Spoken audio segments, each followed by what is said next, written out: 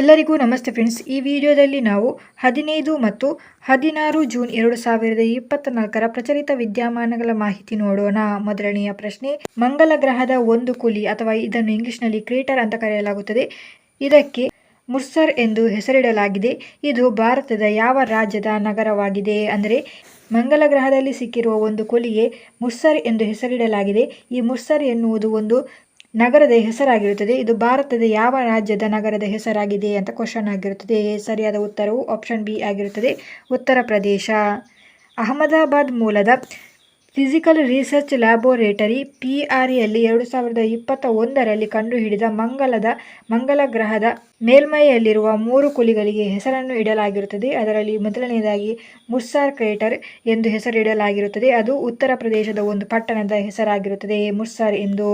ಹಾಗೆ ಇನ್ನೊಂದು ಕುಲಿಗೆ ಹಿಲ್ಸಾ ಕ್ರೇಟರ್ ಎಂದು ಹೆಸರಿಡಲಾಗಿದೆ. ಇದು ಬಿಹಾರದ ನಗರವೊಂದರ ಹೆಸರಾಗಿರುತ್ತದೆ. ಮತ್ತು ಲಾಲ್ ಕ್ರೇಟರ್ ಎಂದು ಇನ್ನೊಂದು ಕುಲಿಗೆ ಹೆಸರಿಡಲಾಗಿದೆ. ಇದು ಪ್ರೊಫೆಸರ್ ದೇವೇಂದ್ರ ಲಾಲ್ ಅವರ ಗೌರವಾರ್ಥವಾಗಿ ಈ ಹೆಸರನ್ನು ಇಡಲಾಗಿರುತ್ತದೆ. ಈ 3 ಕುಲಿಗಳು ಮಂಗಲ ಗ್ರಹದ ತಾರ್ಸಿಸ್ ಜ್ವಾಲಾಮುಖಿ ಪ್ರದೇಶದಲ್ಲಿ ಕಂಡುಬರುತ್ತದೆ. ಈ ಮಾಹಿತಿ ನೆನಪಿಟ್ಟುಕೊಳ್ಳಿ.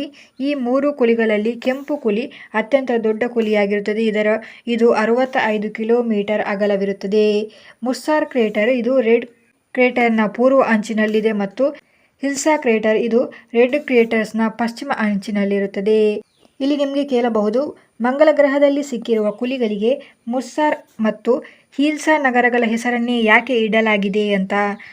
ಅದಕ್ಕೆ ಉತ್ತರ ಏನಾಗುತ್ತದೆ ಅಂದರೆ, ಈ 2 ನಗರಗಳನ್ನು ಆರಿಸಲು ಕಾರಣ ಏನೆಂದರೆ, PRL ಸಂಸ್ಥೆಯ ನಿರ್ದೇಶಕರಾದ ಡಾಕ್ಟರ್ ಅನಿಲ್ ಭಾರದ್ವಾಜ್ ಮತ್ತು PRLನ ವಿಜ್ಞಾನಿಯಾಗಿರುವ ಡಾಕ್ಟರ್ ರಾಜೀವ್ ರಂಜನ್ ಭಾರತಿ ಅವರ ಜನ್ಮಸ್ಥಳಗಳ ಗೌರವಾರ್ಥವಾಗಿ ಈ ಹೆಸರನ್ನು ಇಲ್ಲಿ ಇಡಲಾಗಿರುತ್ತದೆ. ಈ ಮಾಹಿತಿ ನೆನಪಿಟ್ಟುಕೊಳ್ಳಿ. ಇಲ್ಲಿ ಮುರ್ಸಾರ್ ಮತ್ತು ಹಿಲ್ಸ್ ಕುಲಿಗಳು ಸುಮಾರು 10 ಕಿಲೋಮೀಟರ್ ಅಗಲವಿದೆ ಎಂದು ತಿಳಿಸಲಾಗಿದೆ. ಸೊ ಈ ಮಾಹಿತಿ ಗಮನಿಸಿ. ಮುಂದಿನ ಪ್ರಶ್ನೆಯನ್ನು ನೋಡೋಣ. I have the streets a Kutti cricket story. ಇದು ಯಾರ ಆತ್ಮಕಥೆಯಾಗಿರುತ್ತದೆ ಅಥವಾ ಇದು ಯಾರ ಬಯೋಗ್ರಫಿಯಾಗಿದೆ? ಸರಿಯಾದ ಉತ್ತರವು ಆಪ್ಷನ್ ಡಿ ಆಗಿರುತ್ತದೆ, ಆರ್ ಅಶ್ವಿನ್. ಭಾರತ ಕ್ರಿಕೆಟ್ ತಂಡದ ಸ್ಪಿನ್ನರ್ ಆಗಿರುವ ಆರ್ ಅಶ್ವಿನ್ ಅವರ ಬಯೋಗ್ರಫಿಯಾಗಿರುತ್ತದೆ I have the streets a Kutti cricket story ಎನ್ನುವುದು. ಈ ಮಾಹಿತಿ ನೆನಪಿಟ್ಟುಕೊಳ್ಳಿ, ಇಂಪಾರ್ಟೆಂಟ್ ಆಗಿರುತ್ತದೆ. ಹಾಗೆಯೇ ಇತ್ತೀಚೆಗೆ ಬಿಲ್ ಗೇಟ್ಸ್ ಅವರು ಕೂಡ ತಮ್ಮ ಆಟೋಬಯೋಗ್ರಫಿಯನ್ನು ಬರೆದಿದ್ದಾರೆ. ಅದರ ಹೆಸರೇನೆಂದರೆ ಸೋರ್ಸ್ ಕೋಡ್ ಎನ್ನುವುದಾಗಿರುತ್ತದೆ. ಈ ಮಾಹಿತಿ ಕೂಡ ನೆನಪಿಟ್ಟುಕೊಳ್ಳಿ. ಮುಂದಿನ ಪ್ರಶ್ನೆಯನ್ನು ನೋಡೋಣ. ಅದಕ್ಕಿಂತ ಮುಂಚೆ ಇಲ್ಲಿ ಡೈಲಿ ಕರೆಂಟ್ ಅಫೇರ್ಸ್ಗಳ PDF ಅನ್ನು ಡೌನ್ಲೋಡ್ ಮಾಡಲು ನಮ್ಮ ಟೆಲಿಗ್ರಾಮ್ ಚಾನಲನ್ನು ಜಾಯ್ನ್ ಆಗಿ. ಟೆಲಿಗ್ರಾಮ್ ಚಾನಲ್ ಲಿಂಕನ್ನು ವಿಡಿಯೋ ಡಿಸ್ಕ್ರಿಪ್ಷನಲ್ಲಿ ನೀಡಲಾಗಿರುತ್ತದೆ. ಮುಂದಿನ ಪ್ರಶ್ನೆಯನ್ನು ನೋಡೋಣ. ವಿಶ್ವ ರಕ್ತದಾನಿಗಳ ದಿನವನ್ನು ಯಾವಾಗ ಆಚರಿಸಲಾಗುತ್ತದೆ? ಸರಿಯಾದ ಉತ್ತರ, ಮೇ 14ರಂದು ಪ್ರಪಂಚದಾದ್ಯಂತ ವಿಶ್ವ ರಕ್ತದಾನಿಗಳ ದಿನವನ್ನು ಆಚರಿಸಲಾಗುತ್ತದೆ. ಈ ವಿಶ್ವ ರಕ್ತದಾನಿಗಳ ದಿನವನ್ನು ಮೊದಲ ಬಾರಿಗೆ 2004ರಲ್ಲಿ ಆಚರಿಸಲಾಯಿತು. ಸೊ ಇಲ್ಲಿ ಜೂನ್ 14ರಂದೇ ವಿಶ್ವ ರಕ್ತದಾನಿಗಳ ದಿನವನ್ನು ಯಾಕೆ ಆಚರಿಸಲಾಗುತ್ತದೆ ಅಂದರೆ, ಕಾರ್ಲ್ ಲ್ಯಾಂಡ್ಸ್ಟೈನರ್ ಅವರು ಜನಿಸಿದ ದಿನವಾಗಿರುತ್ತದೆ. ಇವರು ಜೂನ್ 14, 1886ರಂದು ಜನಿಸಿರುತ್ತಾರೆ. ಯಾರು ಈ ಕಾರ್ಲ್ ಲ್ಯಾಂಡ್ಸ್ಟೈನರ್ ಅಂದರೆ, ಇವರು ರಕ್ತದ ಗುಂಪುಗಳನ್ನು ಕಂಡುಹಿಡಿದವರು. ಇವರು 1901ರಂದು ರಕ್ತದ ಗುಂಪುಗಳನ್ನು ಕಂಡುಹಿಡಿದಿದ್ದಾರೆ. ಹೀಗಾಗಿ ಇದರ ಗೌರವಕ್ಕಾಗಿ ಜೂನ್ 14ರಂದು ವಿಶ್ವ ರಕ್ತದಾನಿಗಳ ದಿನವನ್ನು ಆಚರಿಸಲಾಗುತ್ತದೆ. ಇಲ್ಲಿ ಇವರಿಗೆ 1930ರಲ್ಲಿ ಶರೀರಶಾಸ್ತ್ರ ಅಥವಾ ವೈದ್ಯಕೀಯದಲ್ಲಿ ನೊಬೆಲ್ ಪ್ರಶಸ್ತಿ ಕೂಡ ದೊರಕಿರುತ್ತದೆ. ನೆನಪಿಟ್ಟುಕೊಳ್ಳಿ, ಈ ಮಾಹಿತಿ ಇಂಪಾರ್ಟೆಂಟ್ ಆಗಿರುತ್ತದೆ. ಇಲ್ಲಿ 2024ರ ವಿಶ್ವ ರಕ್ತದಾನಿಗಳ ದಿನದ ಥೀಮ್ ಏನಾಗಿರುತ್ತದೆ ಅಂದರೆ, 20 years of celebrating giving thank you blood donors ಎನ್ನುವುದಾಗಿರುತ್ತದೆ. ಸೊ 2004ರಲ್ಲಿ ವಿಶ್ವ ರಕ್ತದಾನಿಗಳ ದಿನವನ್ನು ಆಚರಿಸಲು ಪ್ರಾರಂಭಿಸಿದ್ದು ಈ ವರ್ಷ 2024 ಆಗಿರುತ್ತದಲ್ಲ, ಹಾಗಾಗಿ 20 ವರ್ಷ ಆಗುತ್ತದೆ. ಹಾಗಾಗಿ ಈ ಥೀಮ್ ಆಗಿದೆ 20 years of celebrating giving thank you blood donors ಎನ್ನುವುದು. ಸೊ ಈ ಮಾಹಿತಿ ನೆನಪಿಟ್ಟುಕೊಳ್ಳಿ. ಮುಂದಿನ ಪ್ರಶ್ನೆಯನ್ನು ನೋಡೋಣ. ಭಾರತದ ಪ್ರಧಾನಮಂತ್ರಿಯ ಪ್ರಧಾನ ಕಾರ್ಯದರ್ಶಿಯಾಗಿ ಮರು ನೇಮಕಗೊಂಡವರು ಯಾರು? ಇಂಪಾರ್ಟೆಂಟ್ ಆದ ಪ್ರಶ್ನೆಯಾಗಿರುತ್ತದೆ. ಸರಿಯಾದ ಉತ್ತರವು ಆಪ್ಷನ್ ಬಿ ಆಗಿರುತ್ತದೆ, ಪ್ರಮೋದ್ ಕುಮಾರ್ ಮಿಶ್ರಾ. PK ಮಿಶ್ರಾ ಎಂದು ಕೂಡ ಕರೆಯಲಾಗುತ್ತದೆ ಇವರು ಮರು ನೇಮಕವಾಗಿದ್ದಾರೆ ಭಾರತ ಪ್ರಧಾನಮಂತ್ರಿಯ ಪ್ರಧಾನ ಕಾರ್ಯದರ್ಶಿಯಾಗಿ. ಸೊ ಈ ಮಾಹಿತಿ ನೆನಪಿಟ್ಟುಕೊಳ್ಳಿ. ಇವರು ಸತತ 2ನೆಯ ಬಾರಿಗೆ ಮರು ನೇಮಕಗೊಂಡಿದ್ದಾರೆ. ಅಂದರೆ ಇವರು 2019ರಲ್ಲಿ ಒಮ್ಮೆ ನೇಮಕಗೊಂಡಿದ್ದರು ಮತ್ತು ಈಗ 2024ರಲ್ಲಿ ಮತ್ತೊಮ್ಮೆ ನೇಮಕಗೊಂಡಿದ್ದಾರೆ ಪ್ರಧಾನಮಂತ್ರಿಯ ಕಾರ್ಯದರ್ಶಿಯಾಗಿ. ಈ ಮಾಹಿತಿ ನೆನಪಿಟ್ಟುಕೊಳ್ಳಿ. ಮುಂದಿನ ಪ್ರಶ್ನೆಯನ್ನು ನೋಡೋಣ. ಮೇ ತಿಂಗಳ ICC women's player of the month ಅವಾರ್ಡನ್ನು ಯಾರಿಗೆ ನೀಡಲಾಯಿತು? ಸರಿಯಾದ ಉತ್ತರವು ಆಪ್ಷನ್ ಸಿ ಆಗಿರುತ್ತದೆ. ಚಮಾರಿ ಅತಪತ್ತು ಇವರು ಶ್ರೀಲಂಕಾ ತಂಡದ ಆಟಗಾರ್ತಿಯಾಗಿರುತ್ತಾರೆ. ಇವರಿಗೆ ಮೇ ತಿಂಗಳ ICC player of the month award ಅನ್ನು ನೀಡಲಾಗಿರುತ್ತದೆ. ಹಾಗೆ ಈ ಮಾಹಿತಿ ನೆನಪಿಟ್ಟುಕೊಳ್ಳಿ. ಚಮಾರಿ ಅತಪತ್ತು ಅವರು ICC women's ODI cricketer of the year award ಅನ್ನು 2023ರಲ್ಲಿ ಪಡೆದುಕೊಂಡಿರುತ್ತಾರೆ. ಹಾಗೆಯೇ ಇಲ್ಲಿ ಮೇ ತಿಂಗಳಲ್ಲಿ ICC men's player of the award ಅನ್ನು ಯಾರು ಪಡೆದುಕೊಂಡರು ಅಂದರೆ ಗುಟಕೇಶ್ ಮೋತಿ ಇವರು ವೆಸ್ಟ್ ಇಂಡೀಸ್ ತಂಡದ ಆಟಗಾರ ಆಗಿರುತ್ತಾರೆ. ಇವರು ಪಡೆದುಕೊಂಡಿರುತ್ತಾರೆ. ಈ ಮಾಹಿತಿ ಗಮನಿಸಿ. ಮುಂದಿನ ಪ್ರಶ್ನೆ ನೋಡೋಣ. ಇತ್ತೀಚೆಗೆ G7 ಅಧ್ಯಕ್ಷರಾದವರು ಯಾರು? ಅಂದರೆ ಇಲ್ಲಿ G7 ಶೃಂಗಸಭೆಯನ್ನು ನಡೆಸಲಾಯಿತು ಇತ್ತೀಚೆಗೆ. ಇದನ್ನು ಎಲ್ಲಿ ನಡೆಸಲಾಯಿತು? ಸರಿಯಾದ ಉತ್ತರ ಆಪ್ಷನ್ ಎ ಆಗಿರುತ್ತದೆ. ಇಟಲಿಯಲ್ಲಿ ನಡೆಸಲಾಗಿರುತ್ತದೆ. G7 ಶೃಂಗಸಭೆ 2024ರಲ್ಲಿ ಇದರ 50ನೆಯ ಸಾಲಿನ ಶೃಂಗಸಭೆಯಾಗಿರುತ್ತದೆ. ಇದನ್ನು ಇಟಲಿಯ ಅಪುಲಿಯಾದಲ್ಲಿ ನಡೆಸಲಾಯಿತು. ಯಾವಾಗದಿಂದ? ಜೂನ್ 13ರಿಂದ 15ರವರೆಗೆ ನಡೆಸಲಾಗಿರುತ್ತದೆ G7 ಶೃಂಗಸಭೆಯನ್ನು. ಈ G7 ಶೃಂಗಸಭೆಯಲ್ಲಿ ಭಾರತದಿಂದ ಪ್ರಧಾನಿ ನರೇಂದ್ರ ಮೋದಿಯವರು ಕೂಡ ಭಾಗವಹಿಸಿದ್ದರು. ಭಾರತ G7ನ ಸದಸ್ಯ ರಾಷ್ಟ್ರ ಅಲ್ಲ. ಇವರನ್ನು ಅತಿಥಿಯಾಗಿ ಈ ಶೃಂಗಸಭೆಗೆ ಕರೆಯಲಾಗಿತ್ತು. ಇಲ್ಲಿ G7ನ ಸದಸ್ಯ ರಾಷ್ಟ್ರಗಳು ಯಾವುದಾಗಿರುತ್ತದೆ ಅಂದರೆ France, United States, United Kingdom, Germany, Japan, Italy ಮತ್ತು ಕೆನಡಾ ದೇಶಗಳು G7ನ ಸದಸ್ಯ ರಾಷ್ಟ್ರಗಳಾಗಿರುತ್ತದೆ. ಈ ಮಾಹಿತಿ ನೆನಪಿಟ್ಟುಕೊಳ್ಳಿ, ಇಂಪಾರ್ಟೆಂಟ್ ಆದ ಮಾಹಿತಿ ಆಗಿರುತ್ತದೆ. ಮುಂದಿನ ಪ್ರಶ್ನೆಯನ್ನು ನೋಡೋಣ. ಚೀಫ್ ಮಿನಿಸ್ಟರ್ ಮನ್ಯೂರ್ ಕಪೋಮ್ ಯೋಜನೆಯನ್ನು ಯಾರು ಪ್ರಾರಂಭಿಸಿದ್ದಾರೆ? ಸರಿಯಾದ ಉತ್ತರವು ಆಪ್ಷನ್ ಬಿ ಆಗಿರುತ್ತದೆ. ತಮಿಳುನಾಡು ರಾಜ್ಯದಲ್ಲಿ ಮುಖ್ಯಮಂತ್ರಿಯಾದ MK ಸ್ಟಾಲಿನ್ ಅವರು ಮುಖ್ಯಮಂತ್ರಿಗಳ ಮಣ್ಣುಯಿರ್ ಕಾರ್ಪೊ ಎನ್ನುವ ಯೋಜನೆಯನ್ನು ಪ್ರಾರಂಭಿಸಿದ್ದಾರೆ. ಈ ಯೋಜನೆಯ ಗುರಿ ಏನಾಗಿರುತ್ತದೆ ಅಂದರೆ ಪ್ರಪಂಚದಾದ್ಯಂತ ಮಣ್ಣಿನ ಆರೋಗ್ಯ ಮತ್ತು ಫಲವತ್ತತೆಯನ್ನು ಸುಧಾರಿಸುವುದು ಇದರ ಗುರಿಯಾಗಿರುತ್ತದೆ. ಇದರಲ್ಲಿ ಮಣ್ಣಿನ ಆರೋಗ್ಯ ಮತ್ತು ಫಲವತ್ತತೆಯನ್ನು ಹೆಚ್ಚಿಸುವುದಕ್ಕಾಗಿ ಈ ಯೋಜನೆಯಡಿ ಹೆಚ್ಚಿನ ಹಸಿರು ಗೊಬ್ಬರದ ಬಳಕೆಯನ್ನು ಮಾಡುವ ಮೂಲಕ ಮಣ್ಣಿನ ಫಲವತ್ತತೆಯನ್ನು ಸಂರಕ್ಷಿಸಲು 20 ಕೋಟಿ ರೂಪಾಯಿಯನ್ನು ಖರ್ಚು ಮಾಡಲಾಗುತ್ತದೆ. ಹಾಗೆಯೇ ಈ ಯೋಜನೆಯ ವೆಚ್ಚ ಎಷ್ಟಾಗಿರುತ್ತದೆ ಅಂದರೆ 206 ಕೋಟಿ ರೂಪಾಯಿ ವೆಚ್ಚವಾಗಿದೆ ಈ ಯೋಜನೆಯದ್ದು. ಈ ಯೋಜನೆಯ ಅಡಿಯಲ್ಲಿ ಮಣ್ಣಿನ ಸಂರಕ್ಷಣೆ ಮತ್ತು ಸೂಕ್ಷ್ಮಜೀವಿಗಳ ರಕ್ಷಣೆ ಮಾಡುವ ಮುಖಾಂತರ ಮಣ್ಣಿನಲ್ಲಿ ಪೋಷಕಾಂಶಗಳ ಪ್ರಮಾಣವನ್ನು ಹೆಚ್ಚಿಸಲು ಕಾರಣವಾಗುತ್ತದೆ. ಇದರಿಂದಾಗಿ ಇದೊಂದು ಕೃಷಿ ಮಾಡುವುದಕ್ಕಾಗಿ ಒಂದು ಉತ್ತಮ ಫಲವತ್ತತೆಯ ಮಣ್ಣಾಗಿ ಹೊರಬರುತ್ತದೆ. ಈ ಮಾಹಿತಿ ಇಂಪಾರ್ಟೆಂಟ್ ಆದ ಮಾಹಿತಿ ಆಗಿರುತ್ತೆ. ಕೃಷಿ ಡಿಪಾರ್ಟ್ಮೆಂಟ್ನಲ್ಲಿ ಇದೊಂದು ಇಂಪಾರ್ಟೆಂಟ್ ಆದ ಮಾಹಿತಿ. ಈ ಮಾಹಿತಿ ನೆನಪಿಟ್ಟುಕೊಳ್ಳಿ. ಮುಂದಿನ ಪ್ರಶ್ನೆಯನ್ನು ನೋಡೋಣ. Prime minister Shri Paryatan air service ಅನ್ನು ಯಾವ ರಾಜ್ಯ ಪ್ರಾರಂಭಿಸಿದೆ? ಸರಿಯಾದ ಉತ್ತರವು ಆಪ್ಷನ್ ಎ ಮಧ್ಯಪ್ರದೇಶ ರಾಜ್ಯದ ಮುಖ್ಯಮಂತ್ರಿಯಾದ ಮೋಹನ್ ಯಾದವ್ ಅವರು 13 ಜೂನ್ 2024ರಂದು PM Shri tourism air service ಅನ್ನು ಪ್ರಾರಂಭಿಸಿದರು. ಇದು ಅಂತರ್ರಾಜ್ಯ ವಿಮಾನ ಸೇವಾ ಸೌಲಭ್ಯವಾಗಿರುತ್ತದೆ. ಅಂತರ್ರಾಜ್ಯ ಅಂದರೆ ಒಂದು ರಾಜ್ಯದ ಒಳಗೆಯೇ ನಡೆಯುವ ಒಂದು ವಿಮಾನ ಸೇವಾ ಸೌಲಭ್ಯವಾಗಿರುತ್ತದೆ. ಇದನ್ನು ಭೋಪಾಲ್ ವಿಮಾನ ನಿಲ್ದಾಣದಿಂದ ಪ್ರಾರಂಭಿಸಲಾಗಿದೆ.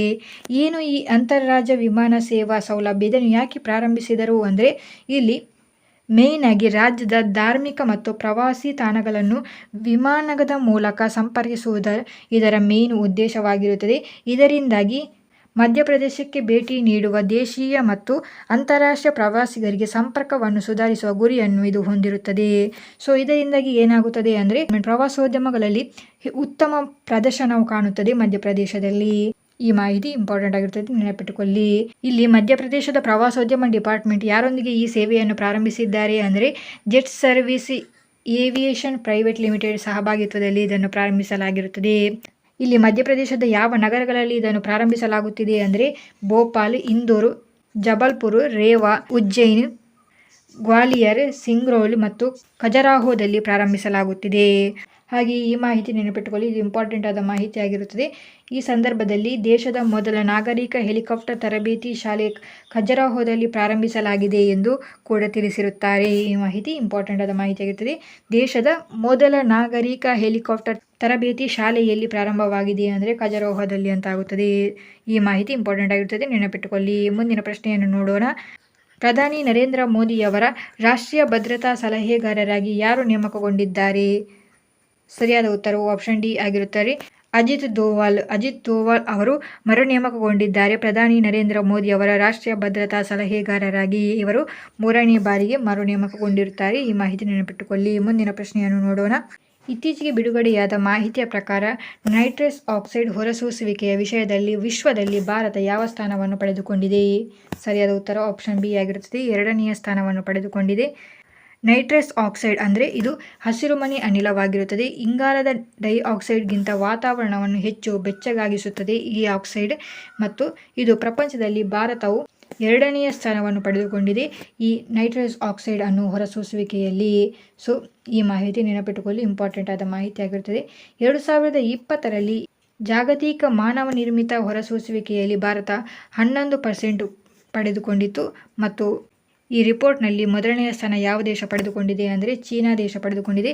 ಇಲ್ಲಿ 16% ಹೊರಸೂಸಲಾಗುತ್ತದೆ ನೈಟ್ರಸ್ ಆಕ್ಸೈಡನ್ನು.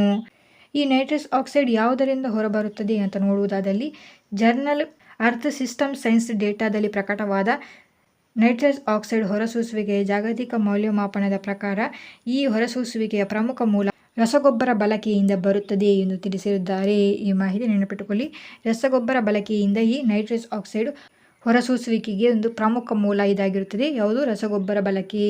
ಹಾಗೆ ಮಾನವನ ಚಟುವಟಿಕೆಗಳಿಂದ N2 ಅಂದರೆ ನೈಟ್ರಸ್ ಆಕ್ಸೈಡ್ ಹೊರಸೂಸುವಿಕೆಯು ಕಳೆದ 4 ದಶಕಗಳಲ್ಲಿ 40% ಹೆಚ್ಚಳವಾಗಿದೆ ಎಂದು ಕೂಡ ತಿಳಿಸಿದ್ದಾರೆ. ಈ ಮಾಹಿತಿ ನೆನಪಿಟ್ಟುಕೊಳ್ಳಿ. ಮುಂದಿನ ಪ್ರಶ್ನೆ ನೋಡಿ, ಇತ್ತೀಚೆಗೆ ಬಿಡುಗಡೆಯಾದ ಗ್ಲೋಬಲ್ ಪೀಸ್ ಇಂಡೆಕ್ಸ್ 2024ರಲ್ಲಿ ಭಾರತದ ಶ್ರೇಣಿ ಏನು? ಇಂಪಾರ್ಟೆಂಟ್ ಆದ ಪ್ರಶ್ನೆ. ಸರಿಯಾದ ಉತ್ತರ ಆಪ್ಷನ್ ಬಿ ಆಗಿರುತ್ತದೆ, 116ನೇ ಸ್ಥಾನ ಪಡೆದುಕೊಂಡಿದೆ. ಗ್ಲೋಬಲ್ ಪೀಸ್ ಇಂಡೆಕ್ಸ್ 2024 ರಿಪೋರ್ಟ್, ಇದನ್ನು ಯಾರು ಬಿಡುಗಡೆ ಮಾಡಿದ್ದಾರೆ ಅಂದರೆ institute for economics and peace ಸಂಸ್ಥೆ ಇದನ್ನು ಬಿಡುಗಡೆ ಮಾಡುತ್ತದೆ. ಇದರಲ್ಲಿ ಒಟ್ಟಾಗಿ 163 ದೇಶಗಳ ಪೈಕಿ 116ನೇ ಸ್ಥಾನವನ್ನು ಪಡೆದುಕೊಂಡಿದೆ ಭಾರತ. ಮೊದಲನೆಯ ಸ್ಥಾನವನ್ನು ಯಾವ ದೇಶ ಪಡೆದುಕೊಂಡಿದೆ ಅಂದರೆ ಐಸ್ಲ್ಯಾಂಡ್ ಪಡೆದುಕೊಂಡಿದೆ. 2ನೇ ಸ್ಥಾನವನ್ನು ಐರ್ಲ್ಯಾಂಡ್ ಪಡೆದುಕೊಂಡಿರುತ್ತದೆ, ಮತ್ತು 3ನೇ ಸ್ಥಾನವನ್ನು ಈ ಗ್ಲೋಬಲ್ ಪೀಸ್ ಇಂಡೆಕ್ಸ್ನಲ್ಲಿ ಆಸ್ಟ್ರಿಯಾ ದೇಶ ಪಡೆದುಕೊಂಡಿದೆ. ಹಾಗೆಯೇ 163ನೇ ಸ್ಥಾನವನ್ನು ಯಾವ ದೇಶ ಪಡೆದುಕೊಂಡಿದೆ ಅಂದರೆ ಕೊನೆಯ ಸ್ಥಾನವನ್ನು ಯಾವ ದೇಶ ಪಡೆದುಕೊಂಡಿತು ಅಂದರೆ ಯೆಮೆನ್ ದೇಶವು ಪಡೆದುಕೊಂಡಿರುತ್ತದೆ. ಈ ಮಾಹಿತಿ ನೆನಪಿಟ್ಟುಕೊಳ್ಳಿ. ಮುಂದಿನ ಪ್ರಶ್ನೆಯನ್ನು ನೋಡೋಣ. ದಕ್ಷಿಣ ಆಫ್ರಿಕಾದ ಅಧ್ಯಕ್ಷರಾಗಿ ಇತ್ತೀಚೆಗೆ ಯಾರು ಪ್ರಮಾಣ ವಚನ ಸ್ವೀಕರಿಸಿದರು? ಸರಿಯಾದ ಉತ್ತರವು ಆಪ್ಷನ್ ಡಿ ಆಗಿರುತ್ತದೆ, ಸಿರಿಲ್ ರಾಮಫೋಸಾ ಅವರು ದಕ್ಷಿಣ ಆಫ್ರಿಕಾದ ಅಧ್ಯಕ್ಷರಾಗಿ ಪ್ರಮಾಣ ವಚನವನ್ನು ಸ್ವೀಕರಿಸಿದ್ದಾರೆ. ಇವರು 2ನೇ ಬಾರಿಗೆ ದಕ್ಷಿಣ ಆಫ್ರಿಕಾದ ಅಧ್ಯಕ್ಷರಾಗಿದ್ದಾರೆ. ಈ ಮಾಹಿತಿ ಗಮನಿಸಿ. ಮುಂದಿನ ಪ್ರಶ್ನೆ ನೋಡಿ, ಚಂದ್ರಯಾನ-1 ಮಿಷನ್ ನಿರ್ದೇಶಕರ ಇತ್ತೀಚೆಗೆ ನಿಧನರಾದರು. ಇಲ್ಲಿ ಕೇಳುವ ಪ್ರಶ್ನೆ ಏನೆಂದರೆ ಚಂದ್ರಯಾನ-1 ಮಿಷನ್ನ ನಿರ್ದೇಶಕರು ಯಾರು? ಸರಿಯಾದ ಉತ್ತರವು ಆಪ್ಷನ್ ಎ ಆಗಿರುತ್ತದೆ, ಶ್ರೀನಿವಾಸ ಹೆಗಡೆ ಆಗಿರುತ್ತಾರೆ. ಶ್ರೀನಿವಾಸ ಹೆಗಡೆ ಅವರು ಇಸ್ರೋದ ಮಾಜಿ ವಿಜ್ಞಾನಿಯಾಗಿರುತ್ತಾರೆ. ಇವರು ಬೆಂಗಳೂರಿನಲ್ಲಿ ನಿಧನರಾದರು. ಇವರು 1978ರಿಂದ 2014ರವರೆಗೆ ಇಸ್ರೋದಲ್ಲಿ ಕೆಲಸ ಮಾಡಿರುತ್ತಾರೆ. ಇವರ ಮೇನ್ ಸಾಧನೆ ಚಂದ್ರಯಾನ-1 ಮಿಷನ್ ಆಗಿರುತ್ತದೆ. ಇವರು 22 ಅಕ್ಟೋಬರ್ 2008ರಂದು ಈ ಚಂದ್ರಯಾನ-1 ಮಿಷನ್ ನಿರ್ದೇಶಕರಾಗಿ ಕಾರ್ಯವನ್ನು ನಿರ್ವಹಿಸಲು ಪ್ರಾರಂಭಿಸಿದರು. ಇಲ್ಲಿ ಚಂದ್ರಯಾನ-1 ಮಿಷನ್ನ ಅಡಿಯಲ್ಲಿ ಚಂದ್ರನ ಮೇಲೆ ನೀರನ್ನು ಕಂಡುಹಿಡಿಯಲಾಗಿರುತ್ತದೆ. ಈ ಮಾಹಿತಿ ನೆನಪಿಟ್ಟುಕೊಳ್ಳಿ, ಇಂಪಾರ್ಟೆಂಟ್ ಆದ ಮಾಹಿತಿ ಇದಾಗಿರುತ್ತದೆ. ಹಾಗೆ ಇಲ್ಲಿ ಚಂದ್ರಯಾನ-1 ಮಿಷನ್ನ ನಿರ್ದೇಶಕರು ಶ್ರೀನಿವಾಸ ಹೆಗಡೆಯಾದರೆ ಚಂದ್ರಯಾನ-3 ಮಿಷನ್ನ ನಿರ್ದೇಶಕರು ಯಾರಾಗಿರುತ್ತಾರೆ?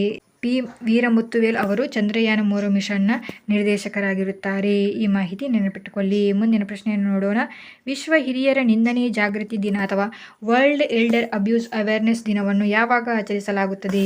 ಸರಿಯಾದ ಉತ್ತರ ಆಪ್ಷನ್ ಬಿ ಆಗಿರುತ್ತದೆ, ಜೂನ್ 15ರಂದು ವರ್ಲ್ಡ್ ಎಲ್ಡರ್ ಅಬ್ಯೂಸ್ ಅವೇರ್ನೆಸ್ ದಿನವನ್ನು ಆಚರಿಸಲಾಗುತ್ತದೆ. ಇದರ 2024ರ theme spotlight on older person in emergencies ಎನ್ನುವುದು 2024ರ ಥೀಮ್ ಆಗಿರುತ್ತದೆ. ಸೊ ಇದು ಇವತ್ತಿನ ಕರೆಂಟ್ ಅಫೇರ್ಸ್ ಆಗಿತ್ತು. Thank you.